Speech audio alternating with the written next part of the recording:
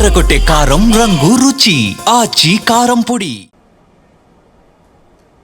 నాకు తెలిసినంత వరకు బండి యాదగిరి బండి వెనక బండి కట్టి 16 బళ్ళు కట్టి ఏ బండ్లో పోతావు కొడుకో నైజాం సర్కార్ ఓడాని ఏదైతే స్ఫూర్తిని జానపదాన్ని జనపదంలోకి తీసుకొచ్చిండో వారు కూడా నిరక్షరాస్యులే.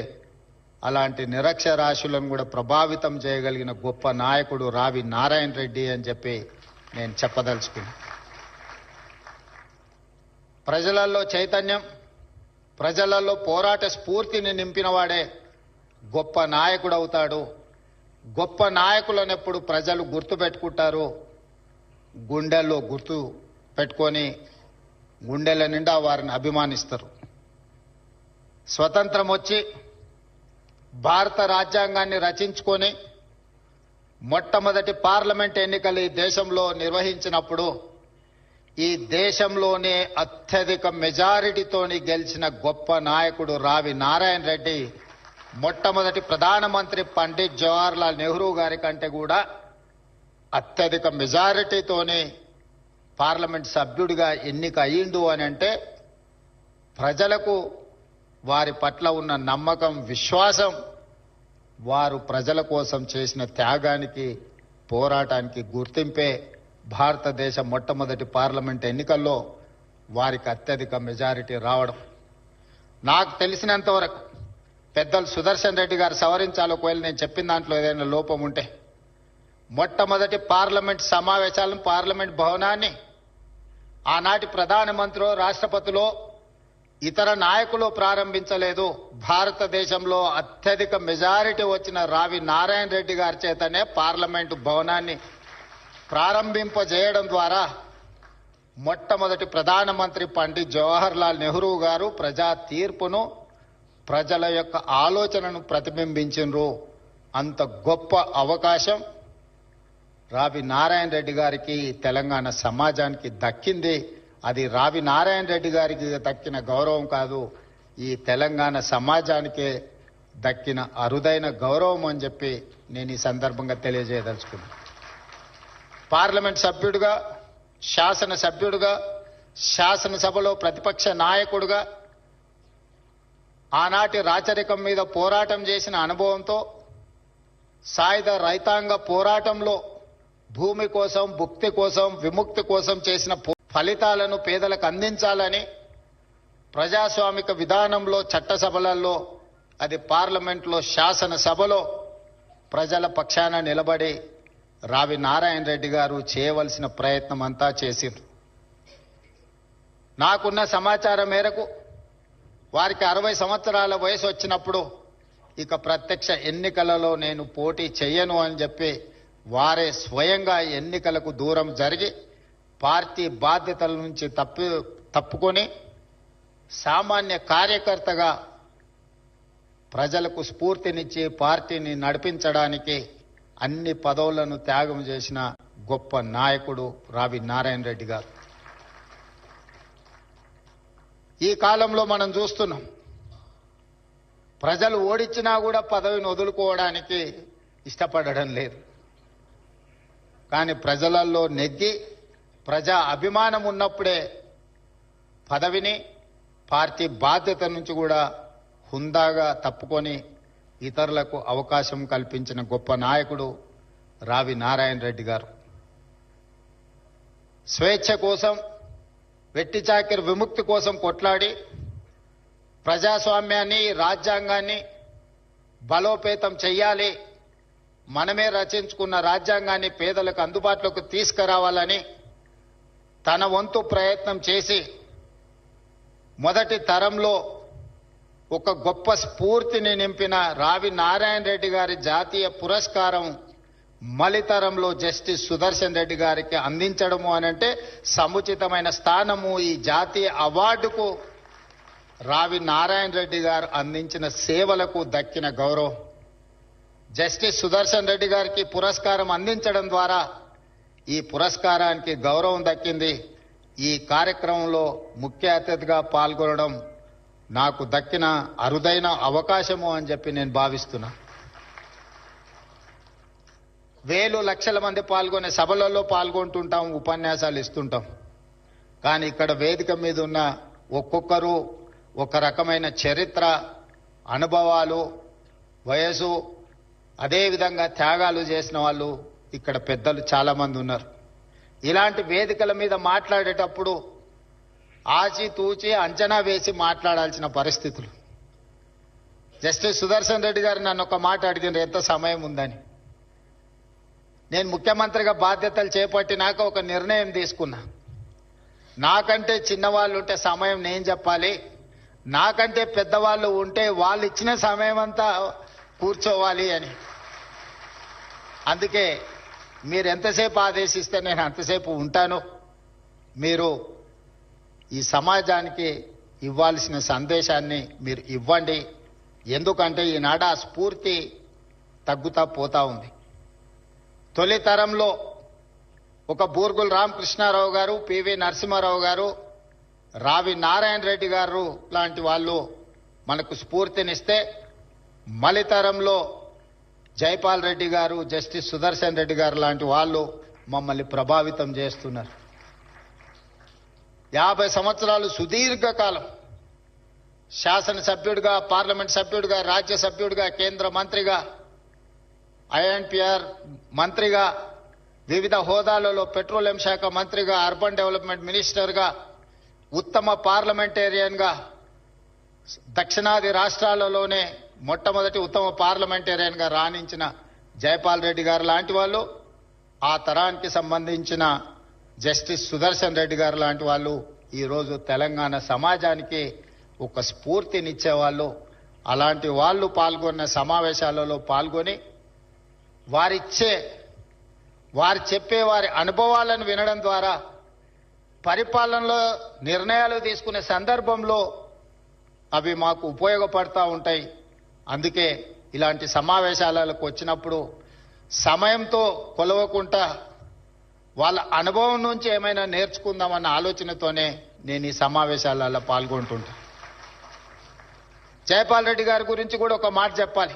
నాకు వారికి పెద్దగా రాజకీయంగా అంత పెద్ద సత్సంబంధాలు ఏమి ఉండేది కాదు. 2014లో వారు పార్లమెంట్ సభ్యుడిగా 2000 ఓట్లతో ఓడడానికి నేనే కారణం. కానీ ఏ రోజు కూడా వారు నన్ను ఎప్పుడు ద్వేషించలే. 2019లో వారిని పార్లమెంట్ సభ్యుడిగా నిలబడమని నేనే స్వయంగా వెళ్ళి వారితో కూర్చున్నా. ఈసారి ఎట్లయినా మీరు ఎన్నికల్లో నించోండి, మీ గెలుపు కోసం ప్రయత్నం చేస్తాం. 2014లో జరిగిన తప్పిదాన్ని 19లో సరిదిద్దాలనుకుంటున్నాం. మీరు పార్లమెంట్ సభ్యుడిగా పోటీ చేయండి. మోడీ గారు లాంటి ఫ్యాసిస్టులు ఈరోజు పరిపాలన సాగిస్తుంటే మీలాంటి వాళ్ళు చట్టసభలలో ఉండాల్సిన అవసరం ఉన్నది. నిబద్ధత కలిగిన, ప్రశ్నించగలిగిన శక్తి సామర్థ్యాలు ఉన్న మీలాంటి వాళ్ళు ఎన్నికల్లో పోటీ చేయాలని వారిని నేను స్వయంగా కలిసి మాట్లాడిన.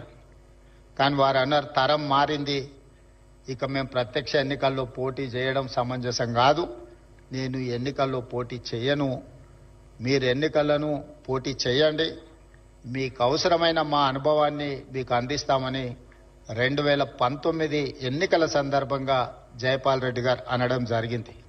అంటే సమాజంలో వస్తున్న మార్పును, ప్రజల ఆలోచనను వాళ్ళ యొక్క శైలిలో ఎన్నికలను, ప్రజాస్వామ్యాన్ని చూస్తూ ఇప్పుడు మేము ఆదర్శంగానో లేకపోతే మేము మీకు మార్గదర్శకులుగా నిలబడాల్సిన సందర్భం.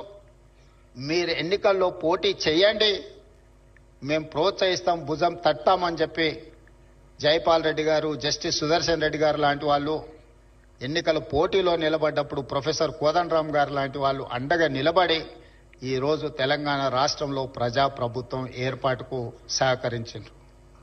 ఇవన్నీ అనుభవాలు. చరిత్ర మనకు పాఠాలు నేర్పుతుంది.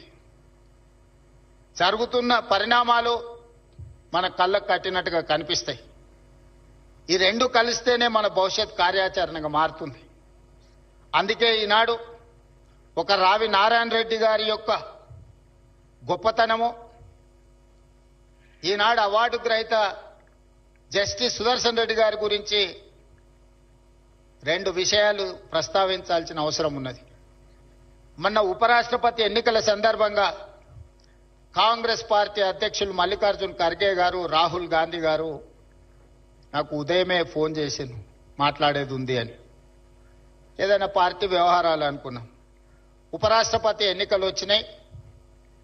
ఈ ఎన్నికల్లో నరేంద్ర మోడీని, అమిత్ షాను భయపెట్టాలి, నరేంద్ర మోడీ అమిత్ షాకు ఖచ్చితమైన గుణపాఠం చెప్పాలి అని వారు ప్రస్తావించారు.